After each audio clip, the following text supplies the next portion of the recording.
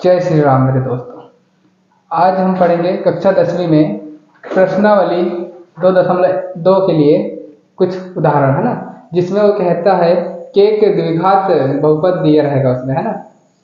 उसमें द्विघात बहुपद के अपन को शून्य ज्ञात करना है और शून्य ज्ञात करने के बाद उनके संबंधों में सत्यता की जांच करना है, सीधे शब्दों में कहते है ना। तो एग्जाम्पल नंबर अपन को दिया है, ये देखो एग्जाम्पल 2। द्विघात बहुपद x² धन 7x धन 10 के शून्य ज्ञात कीजिए और शून्य को तथा गुणांकों के बीच के संबंध में सत्यता की जांच कीजिए। x² धन 7x धन 10 बराबर 0 दिया है। 0 अपन ने लिए हैं, क्यों? क्योंकि उनके शून्य निकालना है ना, तभी तो इसके मान आएंगे। किसके? x के मान आएंगे। और x की घात 2 है तो कितने मान आएंगे? 2 मान आएंगे, याद रखना है ना। तो चलो इसको हल करते हैं। द्विघात बहुपद दिया है, कैसे हल करेंगे? गुणनखंड विधि से हल करेंगे, है ना। गुणनखंड विधि क्या होती है कि अपन को ये मध्यम पद देखना है, बीच वाला पद क्या है? 7x, उसको तोड़ के लिखना होता है। तो ऐसी दो संख्याओं में तोड़ के लिखना होता है कि उसको जोड़े या तो घटाए, वो ही आना चाहिए। ऐसी दो संख्या लिखना है ना, या तो जोड़ने पे 7 आना चाहिए या तो घटाने पे 7 आना चाहिए, और गुणा करने पर 10 आना चाहिए। कैसे? ध्यान देना। शुरू वाले पद का गुणांक कितना है? 1। इसका गुणांक कितना है? 1। का गुणा अचर पद से करेंगे। अचर पद कितना है? यहाँ 10 है। का गुणा अचर पद से, अचर पद कितना? 10। 10 एकम 10। फैक्टर तोड़ लेंगे इसके अपन अब, है ना। क्यों तोड़ रहे हैं फैक्टर? अरे आसानी होगी वो दो संख्या ज्ञात करने में, वो दो संख्या ज्ञात करने में आसानी होगी, इसलिए। देखो कैसे ज्ञात करेंगे वो दो संख्या। 2 5 6 10, 5 एकम, दो संख्या मिल गई अपन को, 2 और 5। 2 गुणा 5 हो गया, 2 5 6 10, 2 धन 5 बराबर हो गया 7। और धन के ही साथ चाहिए था अपन को, है ना। लिख सकते हैं अपन 2 धन 5, किसको? 7 को, क्योंकि उसको जोड़ेंगे तो 7 आ जाएगा। या तो जोड़ने पे आना था या तो घटाने पर, अपन को जोड़ने पे मिल जा रहा है, तो इसको अपन लिख सकते हैं x² का x² धन का धन 2x धन 5x धन ये वाला 10 बराबर ये 0। यहां तक आया समझ? शुरू वाले पद के गुणांक का गुणा अचर पद से करेंगे। इसका गुणांक कितना है? यहाँ 1 का गुणा 10 से करें तो 10 एकम 10। फैक्टर तोड़ेंगे तो अपन को दो संख्या मिल जाएगी, है ना। 5 और 2 मिली, ठीक है। इसको लिख दिया तोड़ के, इसको 7 को तोड़ के लिखे हैं, बाकी जैसे का तैसे ही। आगे दो पद बीच में धन का चिन्ह, यहाँ बीच में धन का चिन्ह है। 2 पद है, दोनों में से एक सी चीजें कॉमन ले लेंगे। एक से एक सी चीजें बोले तो देखो क्या क्या है समान इसमें। यहाँ x है, यहाँ पे भी x है, यहाँ 2 है, यहाँ 2 है क्या? नहीं है। तो क्या लेंगे सिर्फ कॉमन यहाँ से? x। यहाँ गुणा में x की घात 2 है, तो यहाँ गुणा में x कितने बार होगा? 2 बार। तो एक x बाहर गया तो बचेगा क्या? यहाँ 1x धन, यहाँ से x की घात क्या बचा? 2। यहाँ देखो क्या है कॉमन, यहाँ 5 है, 5 का भाग इसमें चल जाएगा क्या? हाँ, 5 2 10 होता है। यहाँ x है, यहाँ x नहीं है, क्या लेंगे कॉमन? 5। अंदर क्या बचेगा? x धन का, अरे 5 दूनी, है ना, 2 बार गया भाग, बराबर 0 ले लिए। फिर से 2 पद बन गया, बीच में धन का चिन्ह है ना। क्या है कॉमन इसमें? x धन 2 कॉमन है ना, ये लिख दिया अपन। x धन 2 कॉमन था तो कॉमन ले लिए। अब इंटू लगा के ये बची कुछ संख्या लिख देंगे उसमें। क्या बचा है? x बचा है, धन का 5 बचा है, बराबर 0। 2 मान निकालना था x का, x घात 2 है तो 2 मान निकालना था। दोनों कोष्टकों के बराबर में 0, ये 0 या x धन 5 बराबर 0। क्लियर? आगे x का मान निकालेंगे, 2 का कर देंगे पक्षांतर, धन का है तो ऋण का 2, या इधर x का मान निकालेंगे, 5 कर देंगे पक्षांतर, धन का है तो, ठीक है। अतः बहुपद के शून्य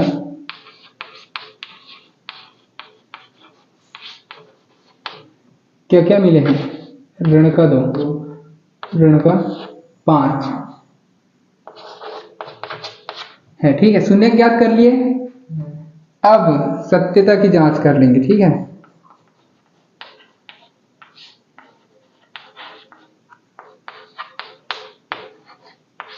सत्यता की जांच। सत्यता की जांच करने के लिए क्या क्या करना पड़ता है, 2 सूत्र होते हैं। पहला है शून्यकों का योग। शून्यकों का योग बराबर होता है x ऋण x का गुणांक बटे x स्क्वायर का गुणांक। ठीक है, ऋण x का गुणांक बटे x स्क्वायर गुणांक। दूसरा होता है शून्यकों का गुणनफल। शून्यकों का गुणनफल होता है अचर पद बटे x स्क्वायर की घात 2। अचर पद बटे x स्क्वायर का गुणांक, कुछ कुछ मत बता, अचर पद बटे x स्क्वायर का गुणांक, है ना। ठीक, तो पहले अपन क्या करेंगे, शून्यकों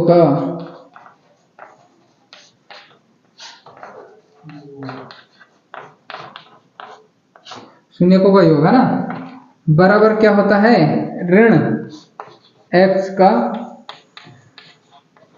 गुणांक बटे x स्क्वायर।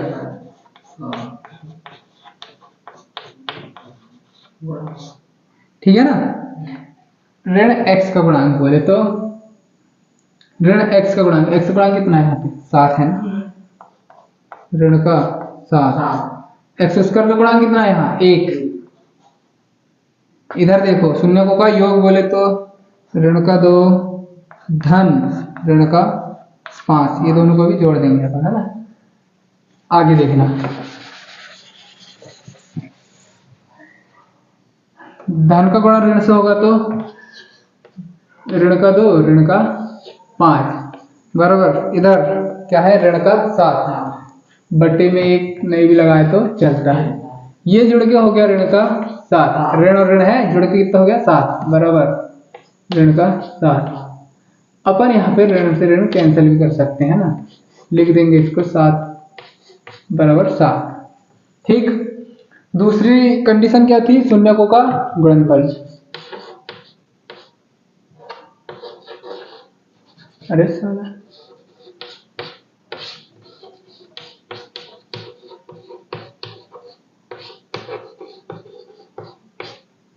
बराबर होता है अचर पद बटे x स्क्वायर का गुणांक। ठीक है, गुणनफल ऋण का 2 गुणा ऋण का 5 बराबर अचर पद कितना अपना 10 बटे x स्क्वायर गुणांक कितना है 1। ऋण का गुणा ऋण से होगा तो धन 2 पंचे बराबर 10 बटे में 1 नहीं भी लिखे तो चलता है। ठीक है ना, दोनों क्या है बराबर है। अरे शून्यकों का योग लेने पर भी बराबर है, शून्यकों गुणनफल भी दोनों क्या है बराबर है। ये हो गया अपने सत्यता की जांच। ठीक है, यही क्या होगा अपना। ठीक है ना, आप चाहे तो इसे उतार कर एक बढ़िया नोट्स अपनी कॉपी में तैयार कर सकते हैं, क्योंकि अब हमारे चैनल में पूरे सवाल एकदम साफ सुथरे और सही मेथड से, सरल मेथड से हल किए हुए मिलेंगे। ठीक है ना, तो आप इसको मतलब क्वेश्चन बाय क्वेश्चन बारी बारी करके नोट्स तैयार कर सकते हैं, जिससे आपको आगे चल के पढ़ाई करने में आसानी होगी। और हमारे सवाल अच्छे लगे या हमारी मेथड अच्छी लगे तो हमारे चैनल को सब्सक्राइब करिएगा और बेल नोटिफिकेशन को ऑल पर सेट कर लीजिएगा और अपने दोस्तों के साथ शेयर करिए, क्योंकि उनको भी पढ़ने में मजा आए। ठीक है,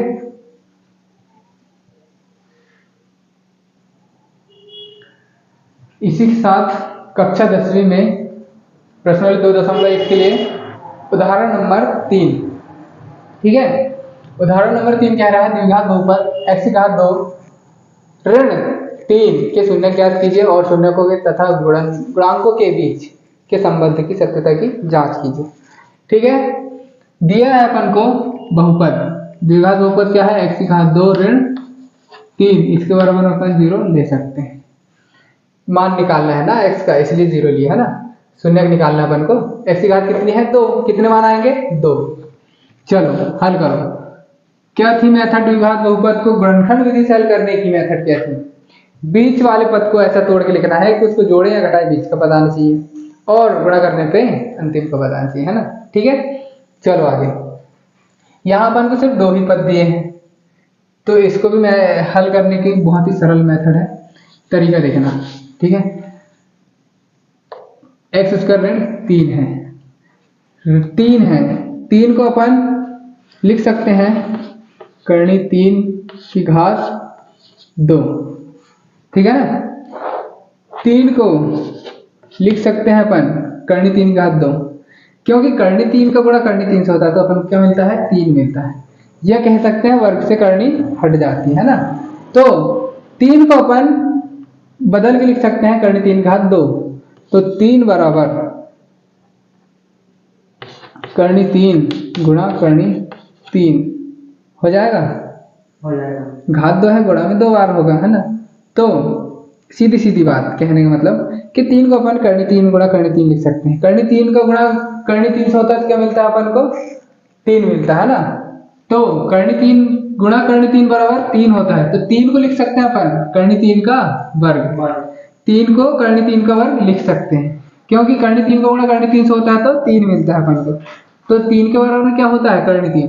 और जब 2 बराबर चीजें होती है तो एक को हटा करके, इसको हटा करके इसको अपन लिख सकते हैं, दोनों क्या है? बराबर है ना। तो देखो एक्स स्क्वायर का एक्स स्क्वायर ऋण करनी 3 का करनी वर्ग बराबर 0। सूत्र जैसा दिख रहा है क्या ये? कौन सा सूत्र? अरे सर्वसमीका का सूत्र, 9वीं में पढ़े होंगे। कौन सा? सर्वसमीका सूत्र। a की घात 2 ऋण b की घात 2 बराबर क्या होता है? a धन b a ऋण b। एक कोष्टक होता है धन वाला, एक कोष्टक होता है ऋण वाला। किसके रूप में मिला अपन को? a स्क्वायर ऋण b स्क्वायर, है ना। a की जगह क्या है? x, b की जगह क्या है? करनी 2। लिख सकते हैं अपन इसको x धन करनी 3 x ऋण करनी 3 बराबर 0।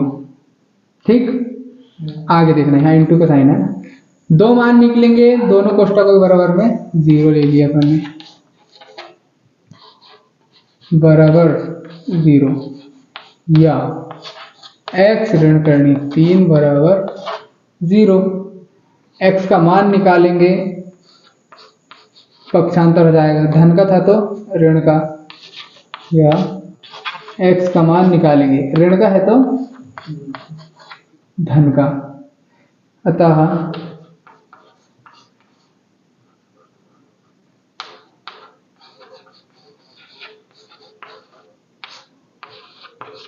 के शून्यक क्या क्या मिले हैं? एक तो ऋण का करनी 3 और धन का करनी 3 है ना। शून्यकों के संबंध में सत्यता की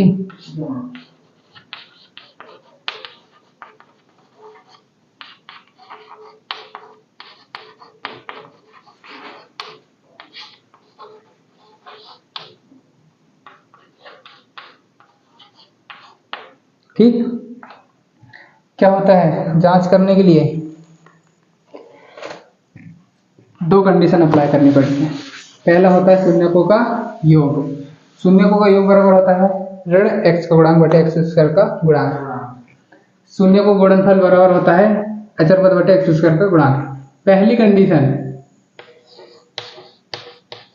शून्यकों का योग होता है ऋण x का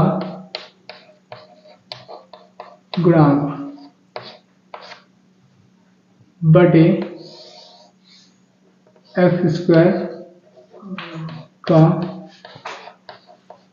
गुणांक। ठीक है ना। शून्यकों का योग, शून्य क्या मिले अपन को? ऋण का करणी 3 धन धन का करणी 3 बराबर के नीचे बराबर ऋण x का गुणांक बोलते तो सूत्र का ऋण x का गुणांक यहाँ है ही नहीं, दिया ही नहीं गया है 0 बटे एक्स स्क्वायर का गुणांक क्या है 1। ऋण का करणी 3 धन के करणी 3 से घट के 0 बराबर यहाँ भी 0। ठीक है 0 0 आ गया। दूसरी कंडीशन क्या थी शून्यकों का अरे योग हो गया है शून्यकों का गुणनफल बराबर होता है अचर पद बटे एक्स स्क्वायर। ठीक है ना। गुणनफल ऋण 3 ऋण करणी 3 गुणा धन का करणी 3 बराबर अचर पद ऋण का 3 बटे एक्स स्क्वायर गुणांक 1। इस ऋण का गुणा इसके धन से होगा तो ऋण करणी 3 का गुणा करणी 3 से होगा तो 3 बराबर 3 बटे में 1 नहीं भी लिखे तो चलता है। ऋण का 3 धन का 3 ऋण से ऋण काट सकते हैं 3 बराबर 3। ठीक है ना। दोनों कंडीशन में बराबर बराबर आंसर आ गए अतः ये आंसर अपना क्या है सही है इसीलिए यहाँ पर लिख देंगे। ठीक एक बार और समझ लेते हैं। बहुपद अपन दिया है x घात 2 ऋण 3 को अपन लिख सकते हैं करणी 3 की घात 2 क्योंकि करणी 3 को गुणा करणी 3 से होता है तो 3 मिलता है ना। ठीक यही बात अपन यहाँ समझ सकते हैं करणी 3 गुणा करणी 3 से हुआ तो 3 तो इस 3 को अपन करणी 3 की घात मतलब करणी 3 गुणा करणी 3 लिख सकते हैं और गुणा में जब दो चीजें होती है तो उसकी घात लिख देते हैं ना। 2 बार होता है कोई गुणा में तो उसकी घात 2 लग जाती है। ठीक तो अपन लिख दिए करणी 3 की घात 2 एक्स स्क्वायर ऋण करणी 3 की घात 2 सूत्र बन गए a का वर्ग ऋण b का वर्ग a की जगह में x है b की जगह में करणी 3 है ना। तो ये सूत्र बन गया एक्स स्क्वायर ऋण b a स्क्वायर ऋण b स्क्वायर बराबर a धन b a ऋण b सर्व समीकरण का सूत्र कहते हैं ना।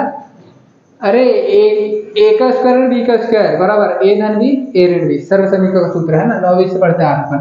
ठीक अप्लाई कर दो a धन b a ऋण b हो गया a धन b a ऋण b बराबर 0। a की जगह में x b की जगह में करणी 3 a की जगह में x b की जगह में करणी 3। चलो दोनों कोष्टकों के बराबर में 0 x धन करणी 3 बराबर 0 x ऋण करणी 3 बराबर 0 पक्षांतर पक्षांतर धन का था तो ऋण का था तो धन का। बहुपद के शून्य प्राप्त अपन को ऋण के करणी 3 और धन का करणी 3 शून्य को संबंध में सत्यता की जांच। ये देखो शून्यकों का योग ऋण x का गुणांक बटे एक्स स्क्वायर का गुणांक x यहाँ दिया ही नहीं है तो क्या रखेंगे उसकी जगह पे 0 ठीक बटे 1 तो वो क्या हो जाएगा 0 और ऋण का 1 करणी 3 धन का 1 करणी 3 घट के कितना हो गया 0। शून्यकों का गुणनफल अचर पद बटे एक्स स्क्वायर का गुणांक शून्य का गुणनफल बोले तो दोनों शून्य को क्या कर दिया अपन ने गुणा अचर पद यहाँ दिया है अपने क्या ऋण का 3 और करणी 3 गुणा करणी 3 से हुआ तो 3 ये ऋण है ना ऋण का 3 बटे में 1 नहीं लिखे तो भी चलता है ऋण से ऋण कैंसिल हो सकता है और 3 बराबर 3 आ गया आंसर।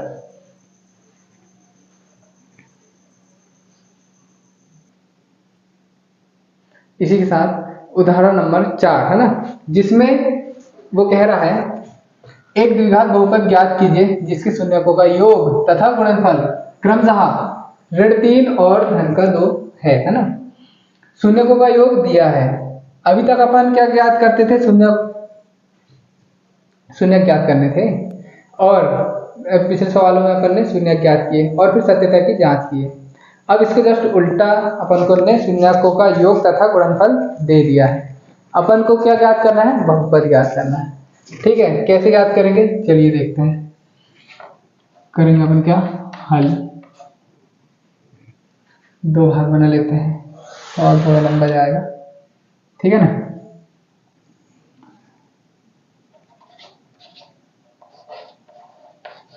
दिया है अपन को, क्या क्या दिया है, शून्यकों का योग है ना,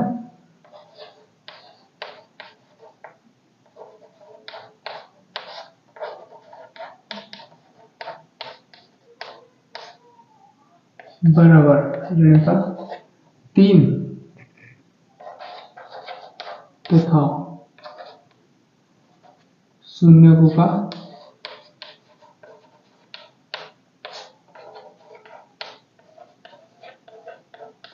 गुणनफल बराबर 2 है ना। ज्ञात करना है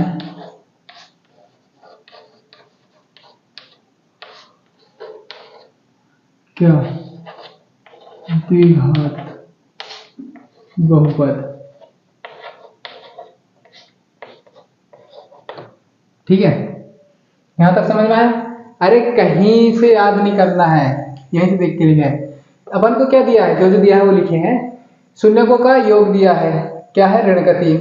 शून्यकों का गुणनफल दिया है, क्या है, धन का 2। ज्ञात करना है अपन को द्विघात बहुपद, वो प्रश्न ही कह रहा है ना। चलो तो अपन मान लेते हैं, माना मानक द्विघात बहुपद एक्स स्क्वायर धन बी एक्स धन सी बराबर 0 है। ठीक है, माने हैं अपन, ठीक है, कि ये मानक द्विघात बहुपद क्या है, एक्स स्क्वायर धन बी एक्स धन सी होता है। मानक क्या है, ये मानक बहुपद है ना। ठीक, जिसके शून्यक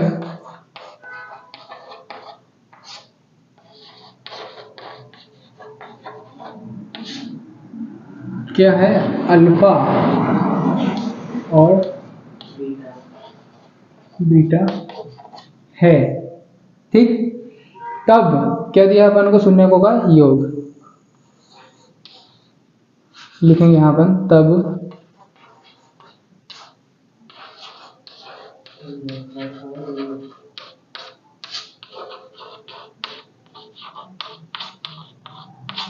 शून्यकों का योग क्या होता है, शून्यकों का योग, अरे शून्यकों का योग ऋण x का गुणांक है ना,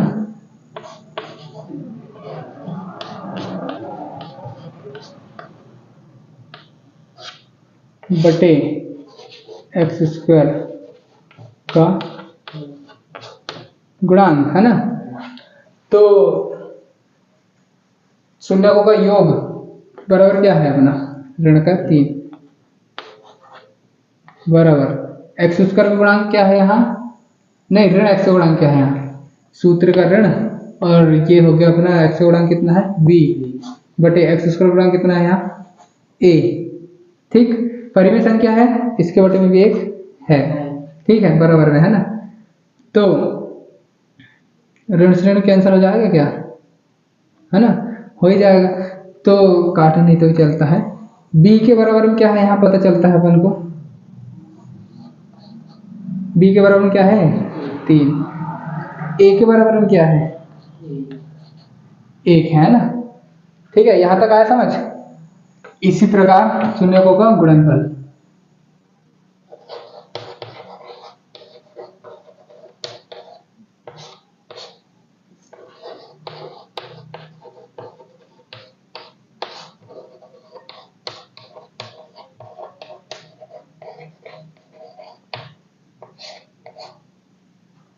शून्यकों का गुणनफल बराबर होता है, क्या होता है शून्यकों का गुणनफल बराबर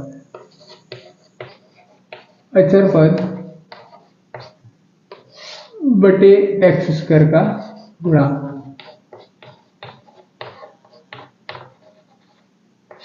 ठीक, शून्यकों का गुणनफल बराबर एक्स स्क्वायर अचर पद बटे एक्स स्क्वायर का गुणांक।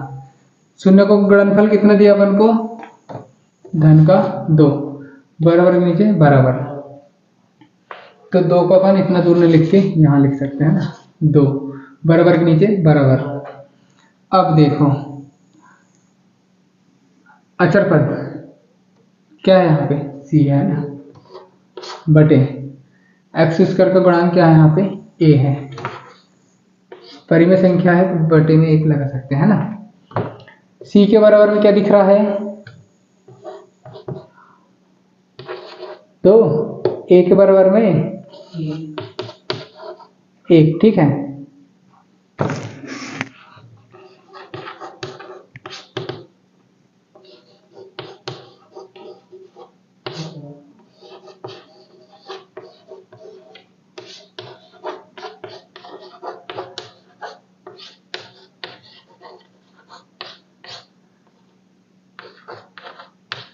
ठीक, अतः मानक बहुपद में मान रखने पर, मानक बहुपद क्या है, ए एक्स स्क्वायर